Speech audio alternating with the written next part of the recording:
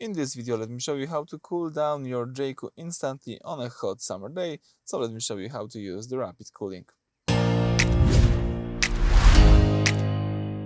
So basically all you need to do is start anywhere on your screen, and let's just swipe up from the bottom to open the following AC settings. And here you need to tap Smart Mode, as you can see, and here you've got rapid cooling.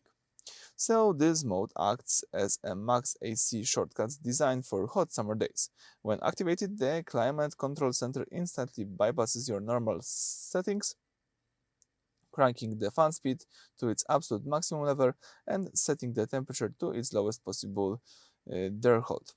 So it quickly forces the hot, stagnant air out of the cabin to bring down the interior temperature in the shortest amount of time. Let me show you how to do this.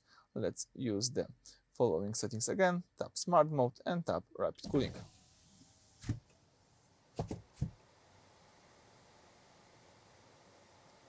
You can disable it in the same way. Let's just tap it again. And you are back in the normal mode of your AC. So that's it. Thank you for watching. Please subscribe to our channel and leave thumbs up.